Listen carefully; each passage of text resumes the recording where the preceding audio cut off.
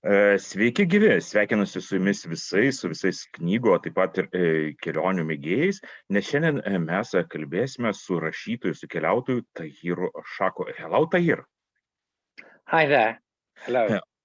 Ir aš esu Audrius Ožalas ir visą šitą pokalbį vesiu aš ir mes pasikalbėsime be abejo apie Tahiro knygas, apie rašytoją, kuris tikrai labai mėgstamas Lietuvoje, o taip pat ir apie keliones, kaip tos kelionės keičiasi per šį koronaviruso laikotarpį, nes iš tikrųjų pokyčių yra pakankamai daug. Na, o lietuvių skaitytojams šio rašytojo turbūt ir nelabai reikia labai smarkiai pristatyti, nes lietuvių kalba yra pasirodžiusios tokios jo knygos kaip Timbuktu, Tvilifo rūmai, 1001 nakties šalyje, kelionė su pačiu savimi, o netrukus pasirodys ir dar vienos jo knygos vertimas, bus išversta viena pirmųjų jo knygų Mago, mokinys. Šią knygą į lietuvių kalbą vertė Danguolė Žalytė Steiblienė.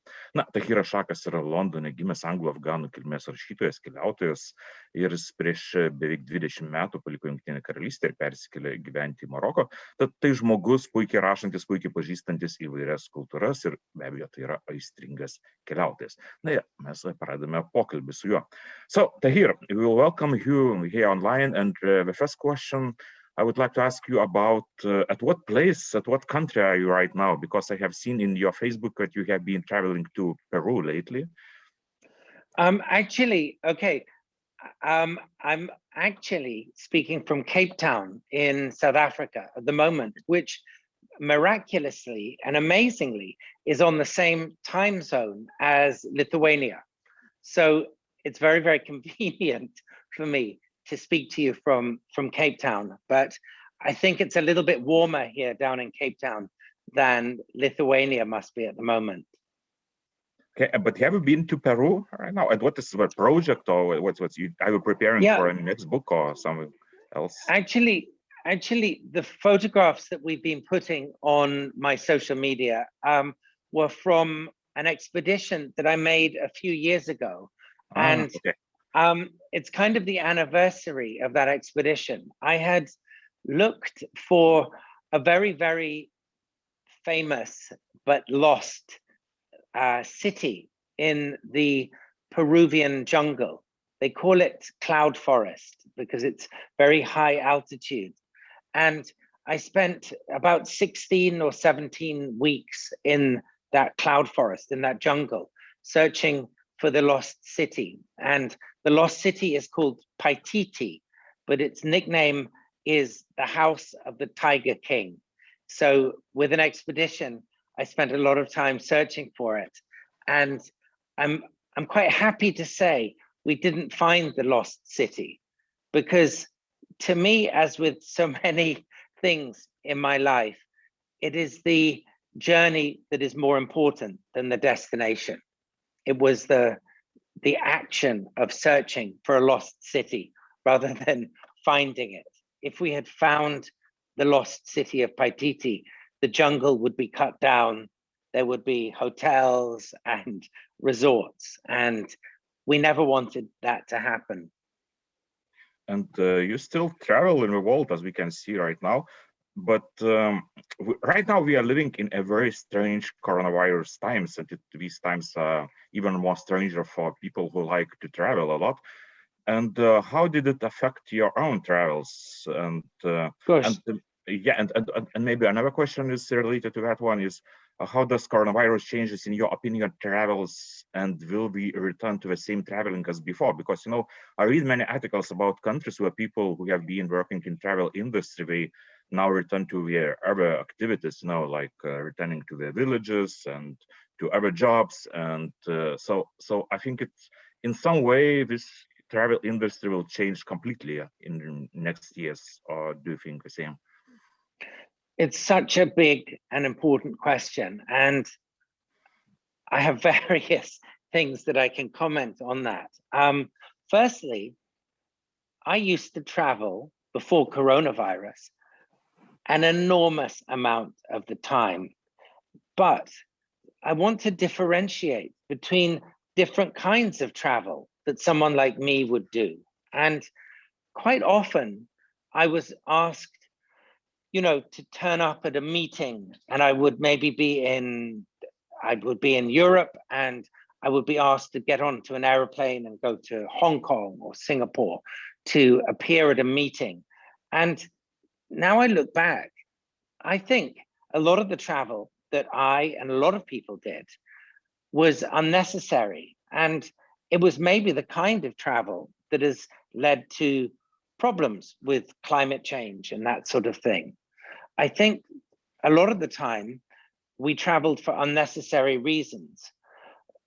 What is important to me is to travel with the right intentions. And when we're traveling, because I'm at heart, I'm a traveler, I have to experience the world. I love the ground beneath me or the water beneath me, to be moving. But I think it is so incredibly important for us, if we're traveling, to understand how fortunate we are and how we have a responsibility and a duty as travelers from one part of the world to another. And to answer your question about COVID, wow, when you were asking the question, what came into my mind was the beginning of lockdown. You remember the beginning of last year, maybe March or April, and we were all in shock. It was like a journey without maps. None of us had been in a lockdown, thankfully, before. And I remember I downloaded an app. I think it's called Flight Radar 24 or something like that. And suddenly it was like there were no, anyone who knows that app will know, usually it looks like a world map covered in airplane icons. But suddenly it was as if there were no flights in the world. It was as if the world was shutting down, and that's what was happening. It was an extraordinary thing for us all. But for me, as a traveler, someone whose life is so often spent on airplanes, I had this terror. And my last point on this subject is that as the lockdown continued and as COVID continued last year, as we moved into the summer, I realized that there were different ways to travel and different ways to observe.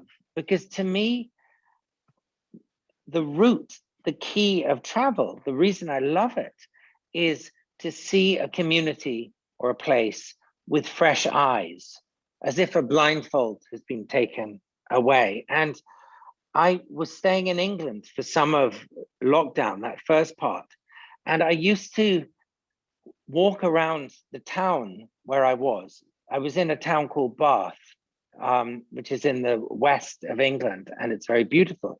And I would try to make every day a new adventure.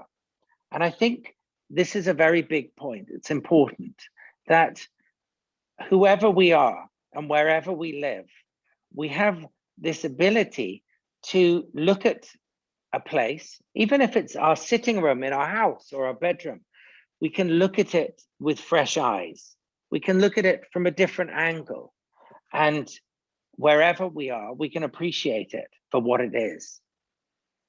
Yeah, and I remember you talking in Vilnius in one of your interviews, and you were talking about the speed of time and our urgency about our way of life, like we are just running somewhere and we are not stopping at any place. And so, of course, coronavirus has many tragic moments, but maybe it's on the positive side. It's that things which we talked about. It's about just slowing a little bit and watching the world from a distance a little bit. I agree entirely. I think if there is a blessing from this COVID era, it's like a pause button on a remote control. It's like giving us a moment to stop and to look around and to take a deep breath and to evaluate again, to reevaluate the lives that we're living in, and to ask ourselves, do we need to send hundreds of emails and read hundreds of emails a day? Do we need to go to business meetings on the other side of the world? Do we need that pressure, the pressure cooker life? My answer is, I actually don't think we do need that. The problem is, I want to make this point, which is something that I find very important. Before these technologies of email, mobile phones, jet airplanes, all of that, before those technologies, our parents and grandparents lived in a much slower existence, of course, but they would work maybe, I don't know, 8 or 9 hours a day, maybe if they were writers or whatever, they would work a long day. But my point is, with these technologies that we are so attached to, we should only be using them, I think, for 1 or 2 hours a day or 3 hours. But I just know my life, when I wake up in the morning, I will have maybe 30 emails or 40 emails, and I'll have WhatsApp messages and I don't know, Twitter and Facebook and Instagram and all of this digital noise. And in my opinion, we need to move on from that. This is now ridiculous. And what I've learned is the more email I send, the more I get back. So sometimes I try to wait and not send a reply in the hope that the email stream will go away. But I think this is ubiquitous, and I think it's something that we are all facing, and that one day, you know, our children will look back at it as kind of this crazy time. Okay, yeah, of course. If you're talking about coronavirus, the life maybe has become a little bit slower, but we are more dependent on technologies than ever before. So, of course, all these technologies around us. But anyway, we can move to your book, which is translated to Lithuanian language recently. It's about India, and it was written many, many years ago. So it's interesting for me. How do you look at this book right now? Just maybe you can read it, and what's your impressions about that book, and how India has changed during all these times? Because what I'm thinking, because I've been to India maybe 5 times, and each time I return to India, I see, okay, India has changed a little bit, but the essence of that country seems it hasn't changed, because I think it's just, you know, it's like a monolith against globalization. Something remains unstable, very stable, and nothing can move the spirit of India. And so what's your impressions about that? Thank you. You're right. You're so right about India. I wrote this book. It's called Sorcerer's Apprentice. I wrote it in 1997, and it was published in English in 1998. The story is about how I learned to go and study what we would call magic or illusion or stage magic with a teacher, a so-called teacher of God men in India. And as a child, I have been very fascinated by magic and illusion, the kind of magic tricks that someone like Harry Houdini, the escapologist and illusionist, did. And I realized that although a lot of the tricks from the 1920s and 30s that someone like Harry Houdini had done, they were difficult to do now in Europe and the United States, because they were based on chemicals and mixing chemicals together for an effect. I realized that you could continue to buy a lot of those incredibly dangerous chemicals, like liquid storax, for example, which is so banned, or phosphorus, so difficult to get in the West. In India, you could buy this stuff on street corners. And I went and I studied with a kind of a magician called Hakim Feroz in Calcutta. And you're absolutely right that, so this was, you know, happening 25 years ago or so. And India has changed in so many ways. But at the same time, it hasn't changed at all. I'm so fascinated by India. And to me, it is what I would call kind of the mothership of human culture. My father used to say that, and he knew India so well, he said that one day everywhere in the world will be like India, because it's tried every political system, every system of culture, every kind of religion, every format. And my father, who was in awe of India, he would say that that's how all humanity will end up being. From the point of view of a writer, and at the time, kind of quite a young writer, my 20s, what I loved about writing about India was, it was like having a palette of paints of the richest colors to play with. I could take my brush, as it were, and dip into amazingly vivid colors and describe these scenes. In some ways, it wasn't a challenge at all, because the challenge is to describe the ordinary. And in India, the ordinary is extraordinary, or at least it is to me. But India has changed in ways, as you say. The technology has changed India. So I remember 25 years ago, or even less, it was very hard to make a phone call, even across a city like Bombay, which later became Mumbai, or Kolkata. But now everyone has a cell phone, a smartphone. Everyone is sending emails and texts all day long. And you can get food delivered at 3 o'clock in the morning. I mean, none of these things existed, but the essence of the place has stayed exactly the same. And I think often when I see the Western Occidental media writing about India, they talk about the unnecessary, unimportant stuff. They don't talk about the culture. They talk about how technology is changing the place. And to me, they're missing, writers, journalists are missing the point, because technology is, it's just the facade. It's not, it doesn't go deeper than the surface of a culture. And to anyone who has had the fortune to, I have my friend's dog in here, who is Jack. Sorry, Jack is getting bored. My friend's dog is here.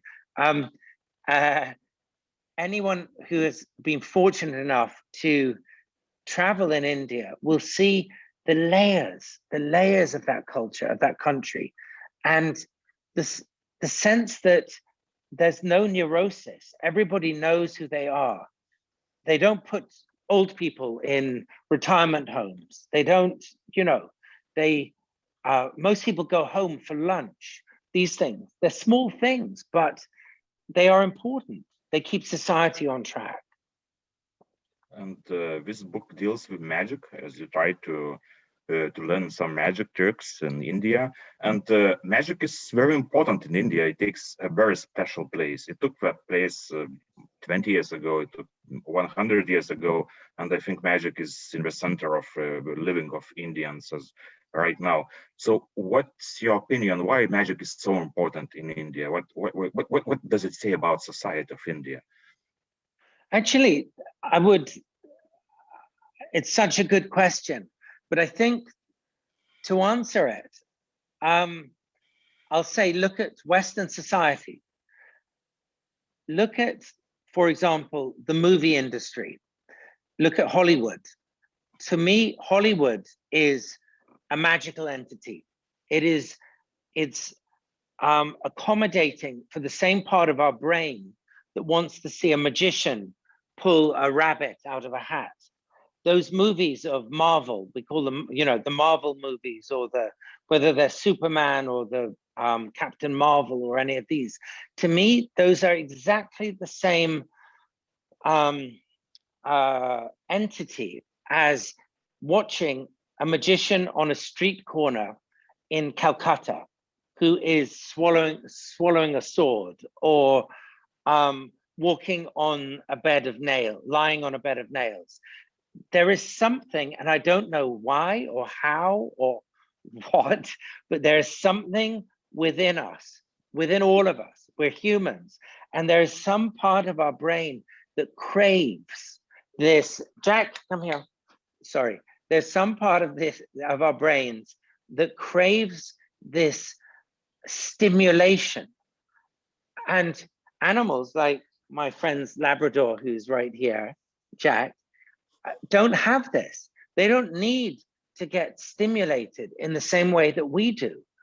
And I actually feel that it's quite sad in a way that in the West, people, they always want to know, is this real or not real? Is this fact or is it fiction?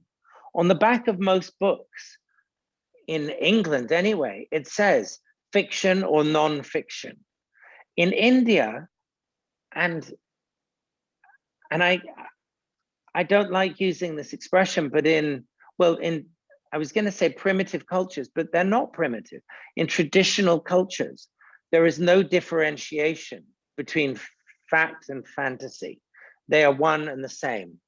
And it's for that reason that when I have published anthologies of my work and various, collections, I have really enjoyed putting the fiction and non-fiction all together. I see it as, writing, just as I see magic. I don't need to be told it's not real, but here's me pulling a rabbit out of a hat. But don't worry, it's it's real. It's not really real magic, if you see what I mean. And I think in the West, in the Occidental world, we've kind of lost this. We've kind of lost this love affair with magic that our ancestors had, which still exists in Africa, India, Asia, Latin America. Yeah, and you're talking about fantasy and real facts, and I think many people after reading your book say, "Hey, but did it really happen? Did everything exist in your past? What you have fantasized?" And so do you often hear that questions? It is such an interesting point, because when I published Sorcerer's Apprentice, and maybe it's in 30 languages around the world now, I don't know, maybe even more, I got questions from readers in every country where it was published. Everyone wanted to know, did I make it all up? And my answer to them was actually, no, most of it is totally true. On the opposite, on the contrary, I toned down quite a lot of stuff that happened because I thought it was unbelievable. But the only country where I have never received letters asking if that book was true was from India. And that book became a bestseller in India. Nobody, not a single person, 0 people wrote to me to say from India, is this true? Because everyone knows in India, the unlikely is the likely, and the extraordinary is the ordinary.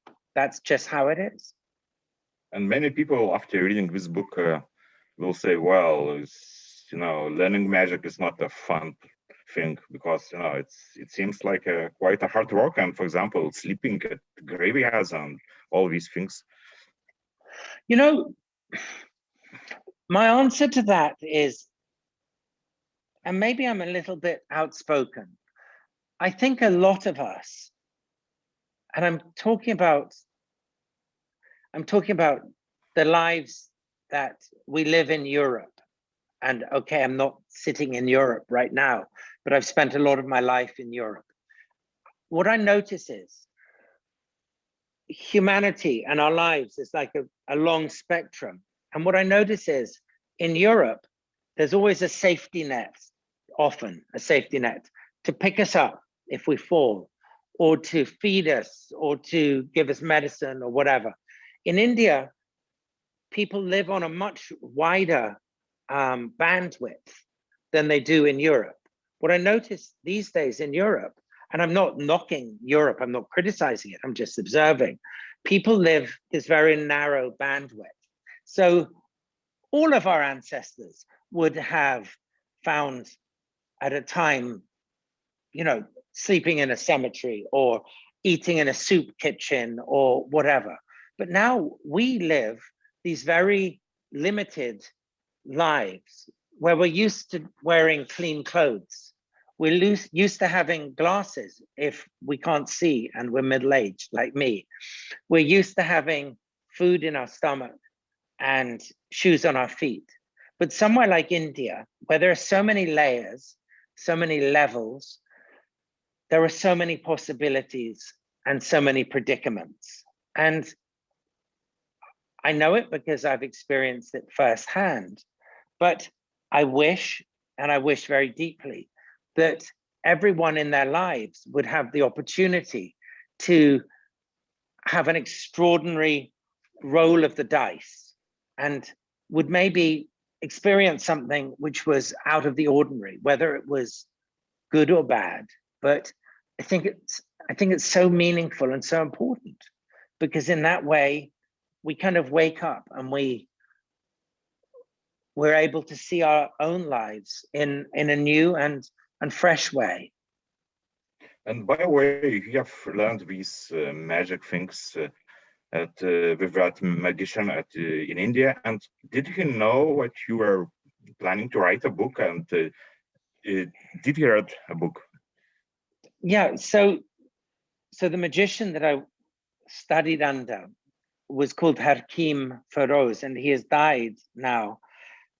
I had never planned to write my book, Sorcerer's Apprentice. I had never planned, because I went to India to study magic.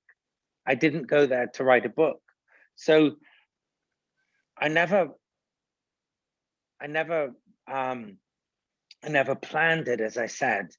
And I never told Hakim Feroz that I was writing a book until I had written it. And I think it had just been published. And I think I told him, and he was so angry that I cannot describe his rage. And he was a man of impressive rage. He was so incredibly angry, and he was shouting at me from a phone line, whatever, 25 years ago when the book came out, and he was screaming at me that I had made a joke of his course. But did he read the book? Yes, I'm sure he did, because I sent him a copy later. And I said to him, I only wrote the book because I thought it would be of interest to other people. And he thought I was denigrating it. He thought I was I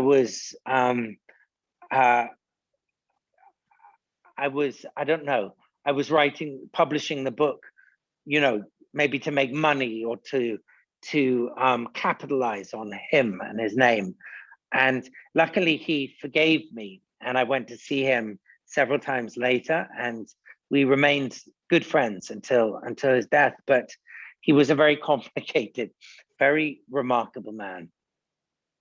And some publishers compare that book to something kind of Indiana Jones. Do you like these comparisons?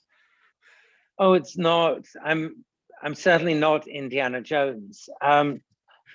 What I would like to be known as, if I'm known as anything at all, I'd like to be known as someone who looks at what is in front of them and who kind of turns it almost into the light. I'll give an example here that just came into my head. Hakim Feroz, the magician, he said, if you want to learn magic, learning magic tricks is very, very easy. And his whole thing, though, was about preparation. He said, there's no point in learning anything until you are prepared. And it was something my father had been very big into during his life, always telling us that there's no point in learning whether mathematics or how to, I don't know, build an engine until you're prepared. And Hakim Feroz, the magician teacher, told me, in order to be prepared, I would have to go out into Calcutta every day and observe things in a different way. And so I used to do that. I used to go out. And I remember one day I went to a kind of cafe on the street. It was basically just a board with 2 blocks and a plank. And I sat on this board and someone served me some masala chai, some tea. And I said to myself, I'm going to sit here all day, if that is what it takes. But I'm going to sit here, I said to myself, until I observe everything I'm seeing right now in a different way. And what I was seeing was the traffic and beggars and the usual rumpus of stuff that you get on any street in India. I noticed as I calmed my observation down, I noticed a woman and she had a cow with her. And she was just an ordinary woman and she had an ordinary cow.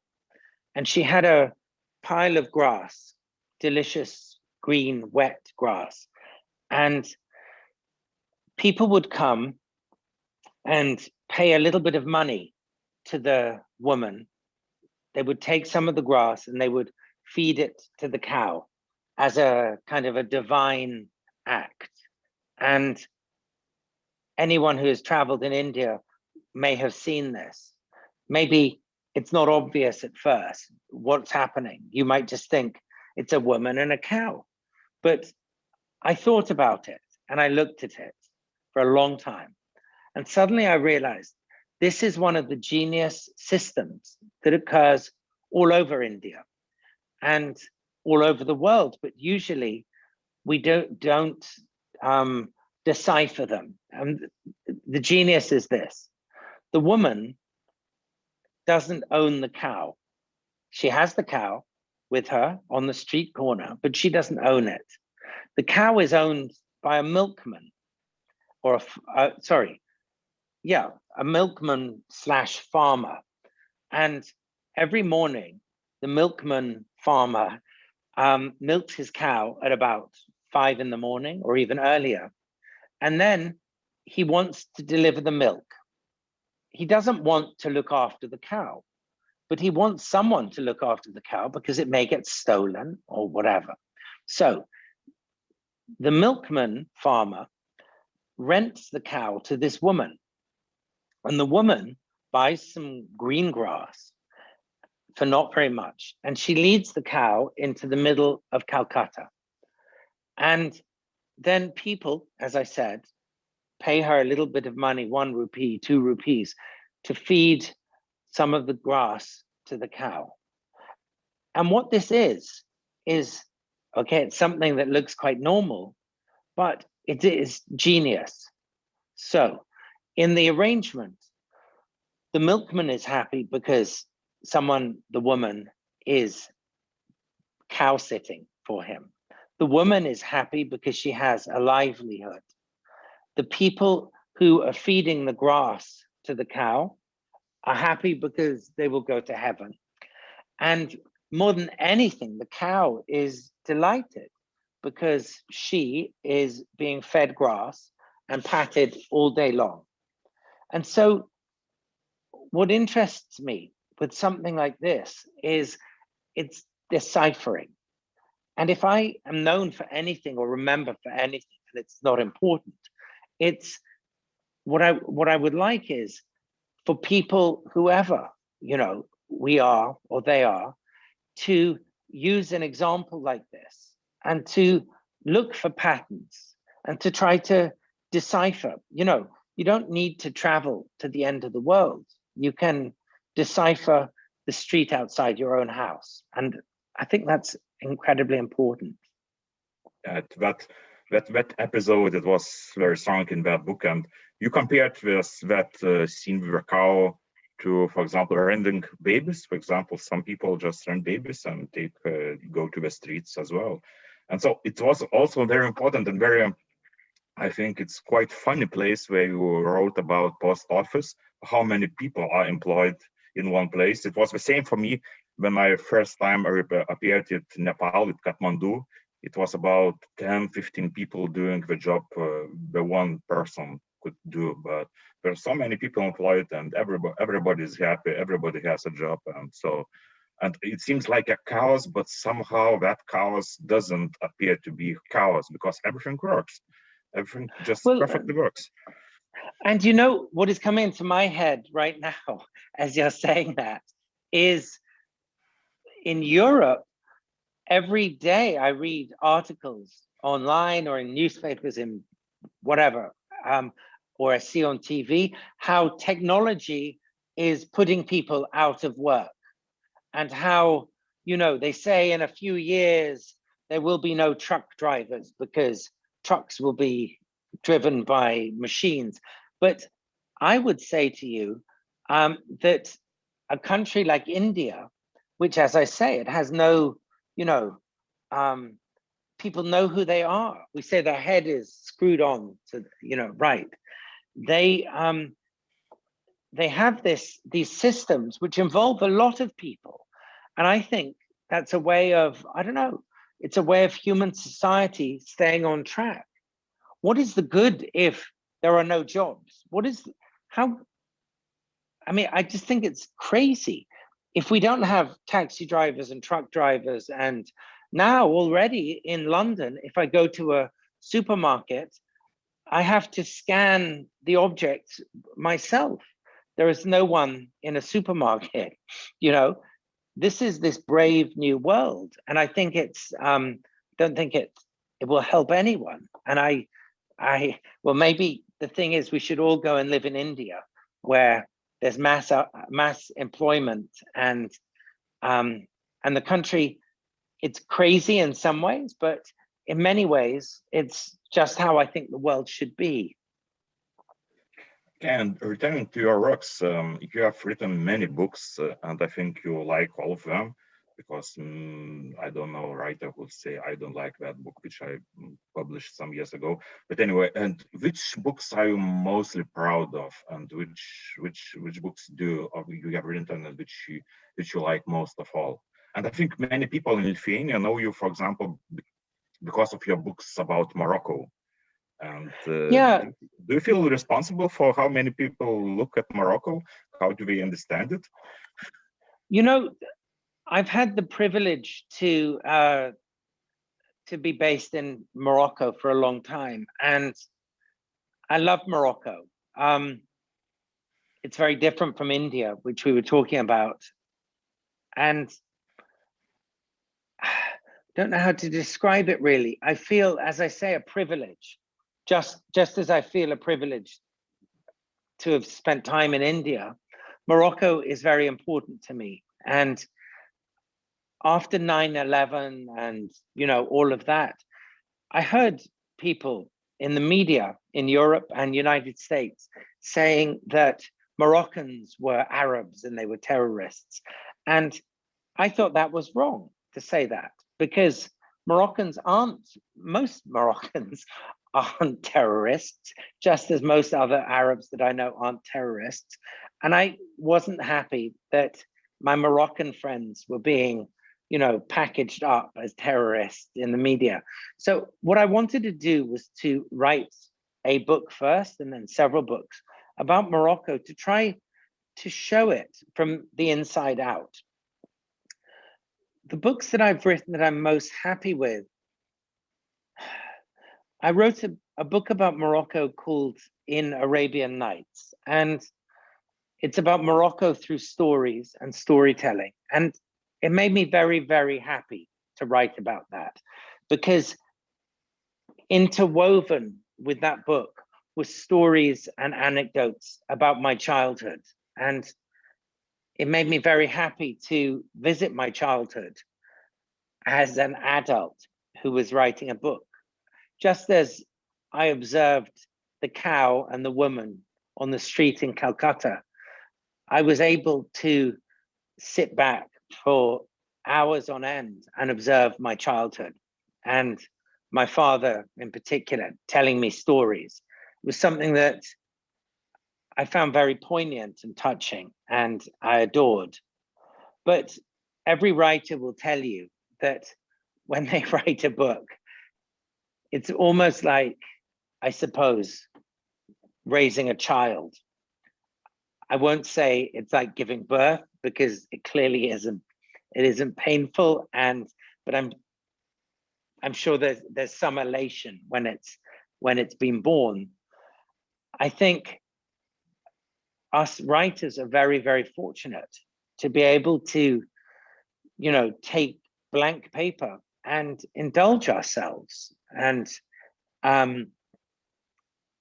what's important to me, more important than anything else with the work I do with writing, the most important thing to me, absolutely, is to satisfy myself. And a couple of times earlier in my writing life, publishers in London in particular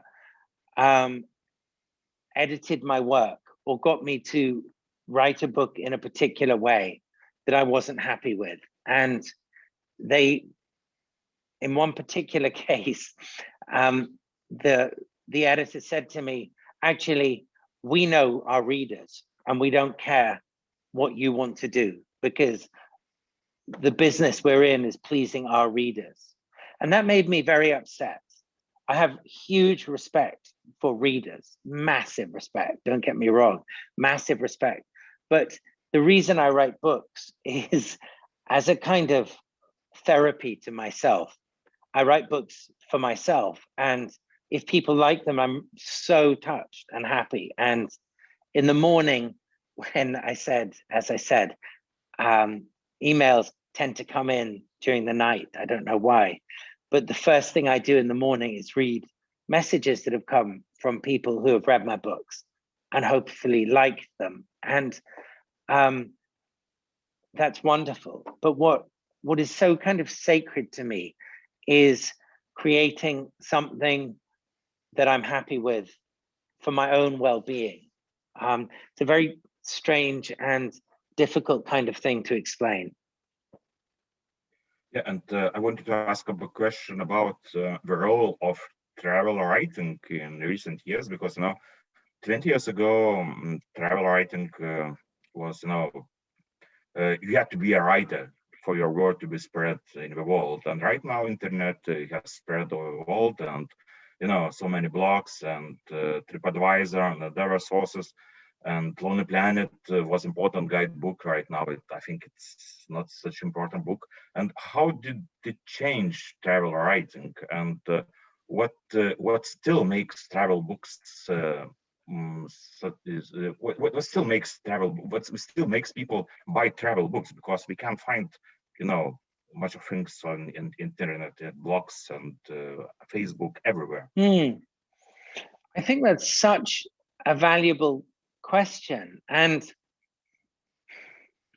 you're absolutely right. In the same sort of way, everyone is a photographer now, because we all have a camera in our pockets, and I love that.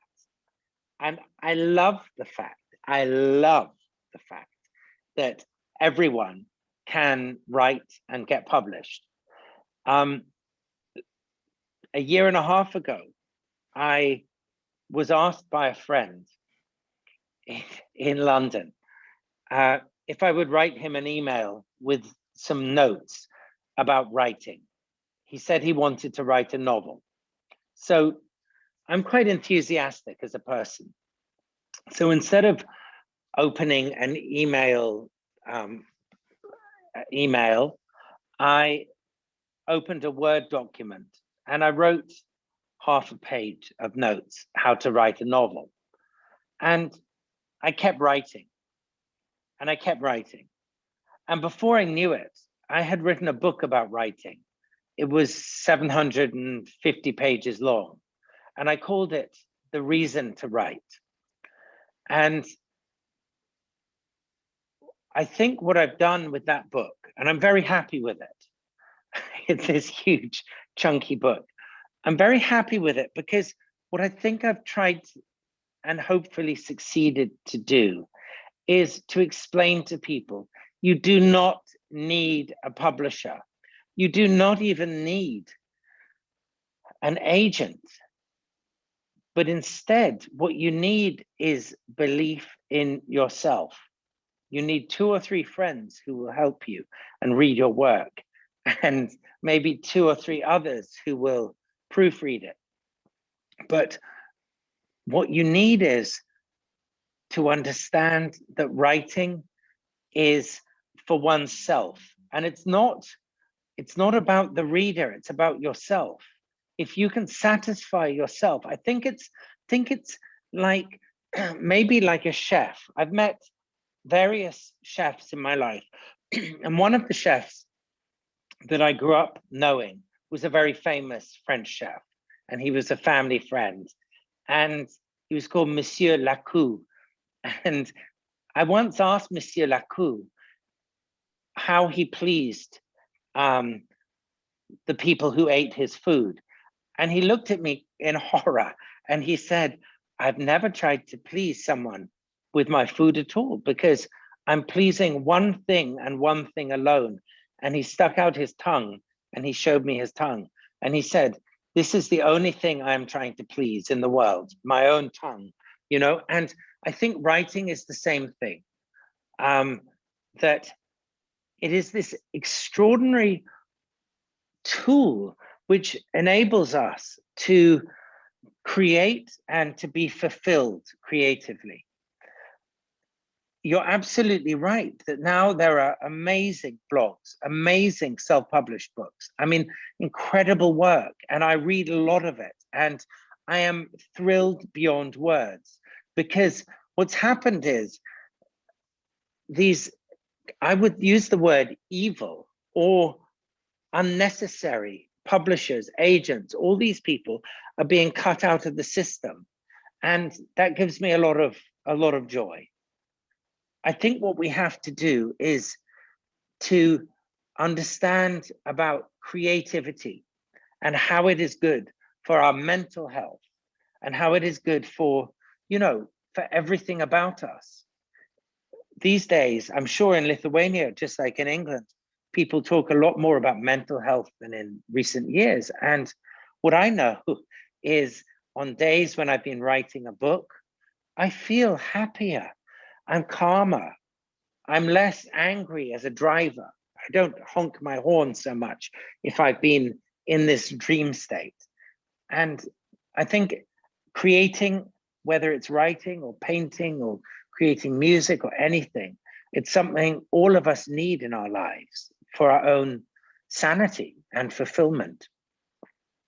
But speaking about travel books, what in your opinion makes a travel book a good travel book, and what are your favorite travel writers? I've been very lucky to have known some amazing travel writers, 20th century travel writers personally, and they've included people like Wilfred Thesiger, who crossed the empty quarter of the Arabian desert in the 1940s. He wrote a book called The Arabian Sands, which I love. And I've known people like Dervla Murphy. She's just about to turn 90. My very favorite travel writer, without doubt, was an English writer called Bruce Chatwin. And he lived a very short life. He died of AIDS in 1989 at the age of 40, I think, 40 something. And what I love about Chatwin's work is his ability to conjure like a magician, to conjure situations or people or episodes of true magic, and to turn whatever he had in front of him upside down and inside out. And quite a lot of people rant on that Bruce Chatwin made his books up or characters up. In my opinion, I don't care. What I care about with Bruce Chatwin was that he was the ultimate magician, and he was a raconteur, and he was someone who inspired me in all kinds of ways. And I think that's an extraordinary thing, extraordinary achievement, and very, very sad that his life ended so early. And if you're talking about travel writing, maybe you can tell a little bit more about your writing routine. When traveling, do you take notes? Do you take photographs, or type on iPad, or write on paper? Everything. How do you create books? I take notes, and I take notes all the time. And sometimes I take voice notes. I used to have one of those mini dictaphones. Sometimes I write notes, always actually. I write notes in a journal or on bits of paper stuffed into my pockets if I don't have a notebook with me. And then I paste everything into a journal later. My handwriting is terrible. I'm very, very dyslexic. I can't spell. And as I say, my handwriting is terrible. But I try to observe stuff when it's happening. And I'm quite lucky because I can hear a conversation, like in a cafe, for example, and I can remember it almost verbatim, word for word, if it's in English. And if it's in another language that I understand some of, that I'll understand it I'll document it in my head. It's as if it's written in a stone tablet and I can retrieve it any time. And I remember stories that way as well. What I don't remember quite so well is visual details. And so with my iPhone that I have, I take photographs all the time. And if I'm just thinking, I'm here in Cape Town on the weekend, I went to a beautiful cafe, and it had objects on the walls in kind of bookshelves with books and other objects. And I wanted to be able to remember them. So I photographed them, but I photographed it in a different way than someone would normally do. I took individual pictures of, for example, there was a coco de mer from the Seychelles, beautiful one. And there was a narwhal's tusk and various other objects. And I photographed them from different angles. So if I ever wanted to, I could describe them and revisit them. I think we're so lucky as people to have these tools to have computers that we can have our spelling corrected with. And I mean, my grandfather, who was Afghan, wrote 74 books in his life, and my father wrote at least that many, come from this family of writers. But my father typed on a typewriter. My grandfather wrote books by hand. And I always feel ashamed that I have these tools. And that's one of the reasons I'm quite productive, because I think it's my duty to be productive. I think we're very, very blessed to have these amazing tools at our fingertips. But of course, these tools are very useful, and all this information on internet is also very useful. But don't you think that sometimes it spoils something? Because about 20 or 30 years ago, for example, if coming to the same Nepal or Kathmandu, you couldn't imagine what's the place like. You read some books, you read some articles, but right now when you are appearing to Kathmandu, you've seen all these photos, you all seen all these videos. You just appear in that country and okay, that's the place. I've already seen it. it's not so such much of place for imagination. Maybe we lost it during all these years. No, I completely hear and understand what you mean. For that reason, what I often do if I arrive in a place, the first thing I do, look, I was in Kathmandu just before COVID hit, actually. And I was with my son, and he said, oh, I can get us to wherever we want to go. I found a route. And I said, listen, let's turn our phones off. Let's find it by talking to people and by going zigzag. We were trying to find a museum in this one particular case. And instead of finding it in 10 minutes, because it was with a GPS, it took us 3 or 4 hours, but we had adventures. And that was much more interesting to me. I am totally against Googling everything endlessly. I rarely read up about places before I go to them. I want to experience them as a child does. I want to experience things from the inside out. I do not want to be told what Wikipedia thinks about something. Maybe later I'll read that. And the same goes for doing research when I'm writing a novel. I don't want to grab everything from Wikipedia. In my book about writing, The Reason to Write, I called Wikipedia, this danger zone. There's a lot of warnings in my book about Wikipedia as well, because you get onto Wikipedia just to check when Mao Zedong was born, for example, and 6 hours later, you're still reading Wikipedia because it's like this rabbit hole that you can never quite recover from. So I think a lot of us would be better served to remember that these tools are tools. They are not our masters. And more importantly, we have to create, and the way to create is using our own heads and nothing else, just relying on our own intellect. But I think there are some places in the world where these tools don't work anyway, because, for example, if you go to Fez, Medina in Morocco, you will not find a street or a place, and you will get lost anyway, even if you get Google Maps and everything.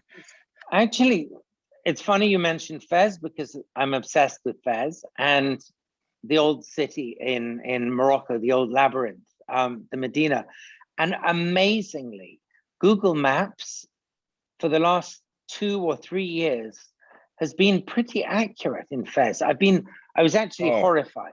I was horrified and sad and angry because I had to pay to children to get me Perfect. Out of these labyrinths. Thank God.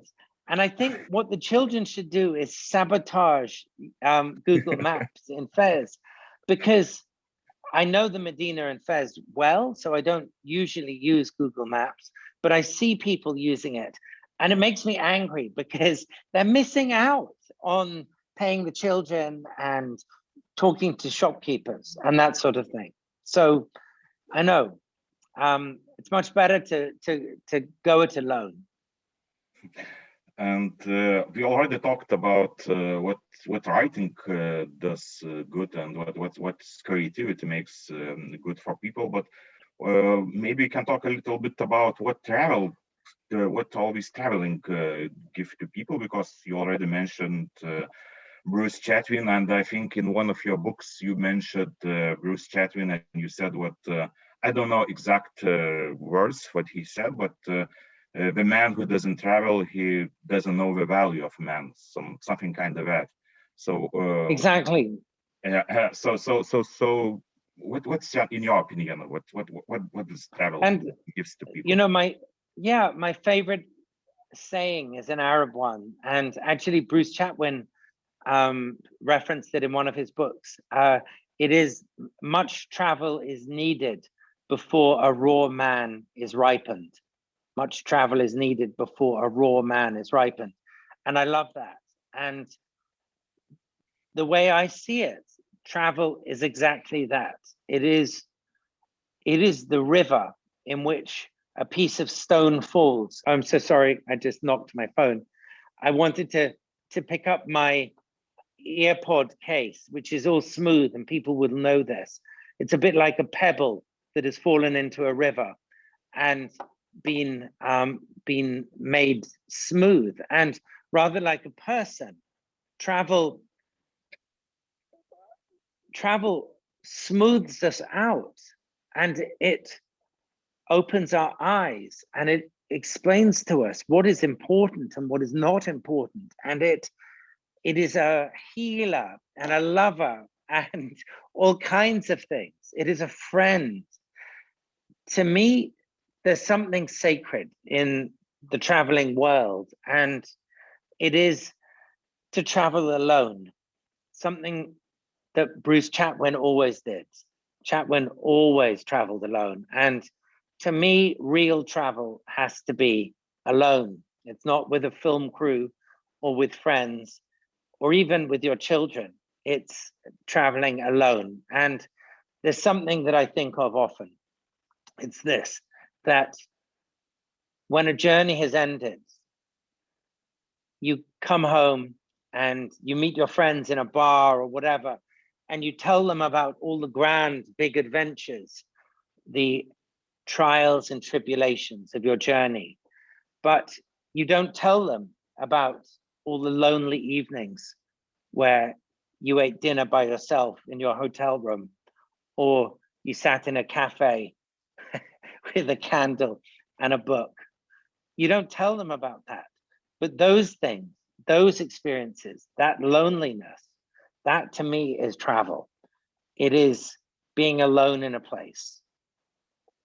I don't know how to describe it more than that. It's this sense that you are there and that the place is singing to you. I don't know. That's all I can say about it. That it's your love affair with the open road or the place you find yourself in that particular night. Yeah, of course, it's very lonely, but at the same time, very wonderful feeling, I think. And we are talking to Lithuanian audience right now, but some years ago, you have been in Vilnius as well. You've been to Vilnius Book Fair. And what are your remembrances from that trip? And by the way, in one of the interviews, you said that you like Lithuania very much, and you would like to write a book or an article about it. So we are waiting. And will you write it? I must come back, and I loved visiting Lithuania. I should say the strange thing was that to get to Lithuania, I had forgotten that that I had planned to go to Lithuania, and I had also planned to be at about the same time in India at something called the Kumbh Mela. It was the Maha Kumbh Mela. There were 100 million people there on the banks of the Ganges River, and I had to go to that because I'm like a sucker for huge human gatherings. And I found a flight via Helsinki, from Delhi to Helsinki to Vilnius, and I took it. So my experience of Lithuania was made all the more amazing because I had just come from the Maha Kumbh Mela with 100 million holy men and people in India. And all kinds of things touched me about Lithuania. I think the thing that touched me most as a writer was that Lithuanian people are readers. It must sound obvious to a lot of people, but it isn't. As a culture, you read, not in a small way, reading magazines, but you read literature. I had taxi rides in Kaunas and Vilnius, and I would talk with the taxi driver about Russian literature or about, you know, the work of Borges, Georges-Louis Borges, and all kinds of other people I encountered. They were the best read people I have ever met. And that blew me away, to use an ugly American phrase. and it delighted me. It made me so happy, and I would love to come back to Lithuania. It's one of my dreams, and I know it'll happen soon. I'm certain of it. Yeah, but as I understand, you are not writing about Lithuania, but maybe you can tell what you're writing right now. What book you're writing?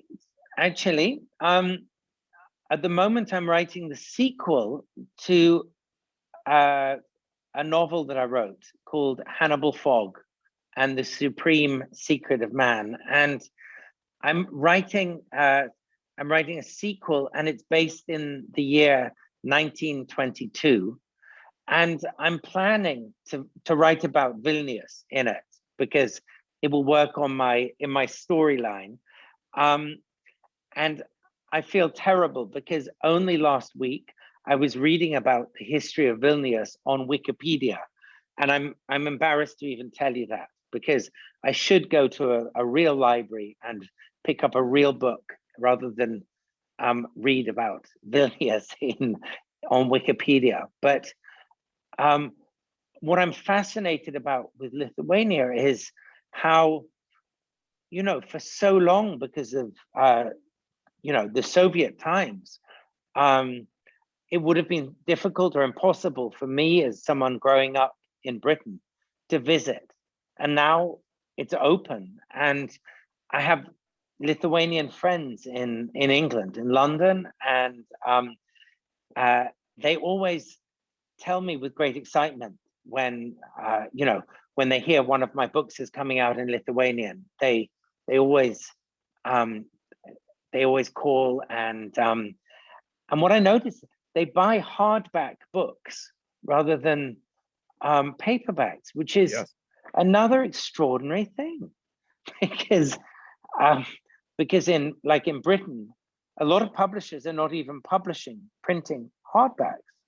But my Lithuanian friends, I'm just imagining them holding these hardback books in Lithuanian to their chests. So it's very strange, because Lithuania, really, people like hardbacks books very much, and they say if you buy a book, you buy a thing. You've got solid book, not just paperback. So I think that's amazing, and I am in awe of Lithuania and the Lithuanian people. I think your country is small, but Lithuanians, they know who they are, and they don't have identity crisis, and they don't have anxiety. They are, and I'm not just saying this because you're Lithuanian. I'm saying this because I have Lithuanian friends, and I see they know who they are, and I think that's the greatest kind of accolade you can give anyone. It's this sense of security. It's an amazing thing. Yeah, it's so very nice to hear it. And we are talking for 1 hour. I think it's coming to the end our conversation. But I've got the last question, because the Christmas is coming near, and in this book about India, you write that it is good that you are in India, in Hindi country, so you will not have to celebrate Christmas because you hate Christmas. So why do you hate Christmas? Oh, did I say that? Yeah. That was a younger form of me. Since then I've had children, my son and my daughter, who are grown up, I guess, now. And to me, the joy of Christmas is to have children around. And since writing that book, Sorcerer's Apprentice, quite some time ago, I've watched my children love Christmas, and I adore watching the excitement, the magic, like a magician, the magic of Santa Claus, the magic of presents appearing in bedrooms, which of course definitely happens because of magic rather than because of parents taking them into the bedroom at night. So to me, what I celebrate is the magic, the real magic of Christmas. And maybe I was a little bit too hard in my youthful self. So you can edit that place, I think. Yeah, maybe I should. Maybe I should. but anyone who has been a parent and watched their children adore Christmas will know that's where the magic is. So thank you very much for this conversation, and thank you. And I'm very glad, and I think so many people are glad in Lithuania what your new book in Lithuanian is coming up. And so we are waiting in Vilnius, or maybe in other Lithuanian town in the future, and maybe we'll meet, not online, but personally. I hope so. It'll be such a pleasure for me, and I look forward to it. So from Cape Town, where I am right now, to Vilnius, thank you. And please, everyone, keep reading my books. Again, thank you. I'm so touched to have spoken with you. Thank you. Thank you very much. Thank you.